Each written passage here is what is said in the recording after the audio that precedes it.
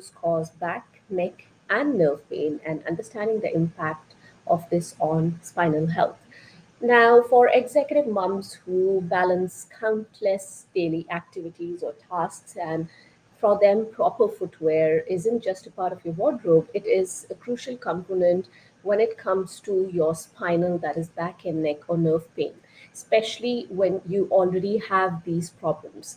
Now, the connection between your foot position or your spinal alignment is quite significant because our body doesn't work in isolation. Whatever happens at either end, whether be it your head end or your foot end, will impact the rest of the body, especially your spine, as it connects through. I mean, it connects different areas of your body. So, let's take an example. For if you have an old building and the foundation is a bit shaky, of course, it's going to have an impact on how strong the building is, how it can withstand the forces of nature, say wind or strong winds or strong rains or cyclones or whatever weather patterns. So similarly, our body, if the foundation of the body, that is your feet, is not strong, or say you have worn out shoes, they don't support your feet very well, and your feet are not in a proper alignment or a neutral position or neutral posture, that will impact, the impact will go up the chain from your ankle and feet, up your knees and up to your lower back, and then up your spine as well. So your spine is basically like a building block. What happens down will affect the top level as well.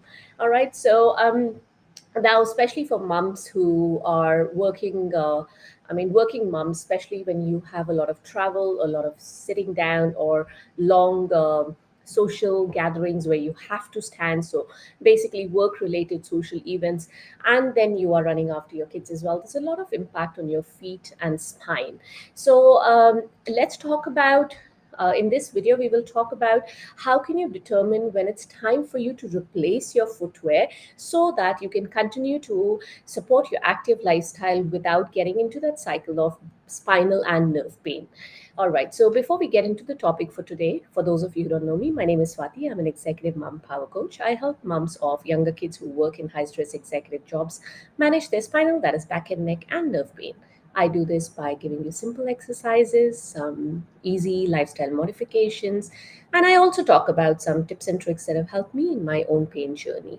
And I do all of this without taking away a big chunk of your time because, hey, we're moms, we're busy people, right? All right, let's get back into, can old shoes um, cause back, neck, and nerve pain? And we're understanding the impact on spinal health, right? So, the very first thing when you go out and you are, say, looking for a new pair of shoes, before that, have a look at your old pair. How do you know when you got to replace it, right? So if you have the need to replace it, we're not talking about once here where you want matching shoes with every dress, but we're talking about the need to replace shoes. So have a look at your old shoe now. Assess, sorry, not excess, assess the sole, the condition of the sole of the shoe. So I don't have the shoe here, but if you turn it around and you look at the sole of the footwear or your shoe, you see the pattern of wear on the shoe. So, for example, if say you're flat footed, you will have more wearing out or worn out shoes on the inner side, that is the inner side of the footwear or the shoe. Let's just say shoe for the ease of talking. We're talking about all kinds of footwear here.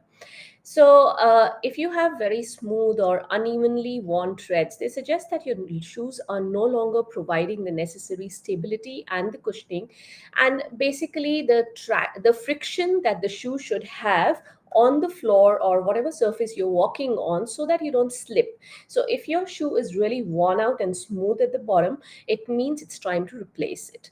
Now, it can also affect how your foot actually strikes the ground. So when you're walking, if you have ever noticed, say you notice one foot when you're walking, you go with your first you strike your heel and then you go flat foot and then you are on your toes, and that's how you take off. So basically there's this rolling action. I mean, this is very simplified version, there's much more that goes on, but when you're doing that heel strike and that rolling, all this is also affected if your shoe is not in a good condition.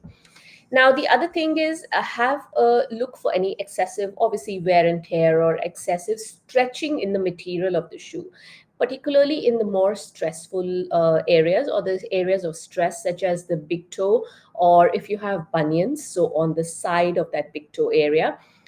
The why is this important? I mean, this is common sense, but why are we looking at this, right? Damaged material can alter the way your shoes fit, now leading to an improper alignment of your feet. And then obviously there's again the stresses that build up and then go on to your spine and back. Now look at the heel cup. So you know where the your calf muscle is attaching. So right at the back of your heel, that is the area that is holding your heel area. That is known as a heel cup, basically. So the heel cup should actually stabilize your heel. Now sometimes when our shoes are really worn out and loose, that heel cup is sitting there, but it's not giving that stability to your foot, because it is not, if this is say my heel, it is not snugly fitting, but it's loosely fitting. So your heel is actually moving inside that heel cup. So that is another indication that your heel cup is not up to the mark. So maybe it's time to replace your shoes. Now, this is usually when people go to shops, obviously you're looking for something with a good padding, with a good cushioning, but there are some shoes that if they're too soft and the heel cup is not supportive enough, you probably want to double check and see if there's, you know, something with a firmer heel cup support. All right, so I'm just looking in my notes here. Oh yeah, so have take both your shoes, place them on a flat surface, and have a look at them from behind the shoe. You will see that sometimes one of the shoe or maybe both will be leaning towards one side. So if you were to draw a straight line through the back of the shoe, you will see that they are not parallel to each other, but one might be leaning outwards or inwards depending on how your foot is aligned. So if it is if this shoe is not the line is not parallel to each other, these two lines of the shoe, it is time to replace your shoes, because then of course the shoe has sort of tilted itself to align with the position of your foot, and it is not going to be as supportive. This is especially true for those who have pronated feet or flat feet, or for that matter supinated feet. Okay, let me just clarify those terms if you are not aware of them. Pronated feet are flat feet where you're putting more pressure on the inner side of your foot, and supinated it is opposite. So supinated feet, you're putting more pressure on the outside of the sole of the foot. Ideally when you're standing, well, walking is different, but there are different phases where there's pressure on different parts of the feet while walking. When you're standing, say this is your foot, well, I can't show you my foot on camera, so suppose this is your foot. Now if this okay, just ignore the thumb here. So if this is the ball of your big toe, this is the ball of the little toe, and this is your heel, these 3 points, there should be equal distribution of your body weight on these 3 points, and that is known as a tripod of the foot. Now when you put too much pressure on the big toe, so basically you're putting more pressure on the inner part of your foot, that is flat feet or pronated feet. And when you're putting more pressure on the little toe, the ball of the little toe, and the outer edge of the feet, that is your supinated feet. So just to clarify those terms, if you come across those, especially when you go to buy shoes, they will sometimes, the salespeople, if they're aware of it, they will throw these terms around. So just so you know. All right, so there are a couple of other things that you need to look at in your existing shoe to know whether it is time to replace them, because sometimes we have a couple of pairs and then you might not have worn that pair for a long time. You're not sure if it is time to replace it or not, or probably it's a pair that you really love and you've worn it for a long time. You don't want to let go. Maybe it's time to go and buy a new one, right? So, I have written a blog on the same topic, and it also talks about what to look for if you are looking for a replacement. So, like a proper fit and arch support, etc. However, it also has some more points on how do you know if you need to replace your present footwear.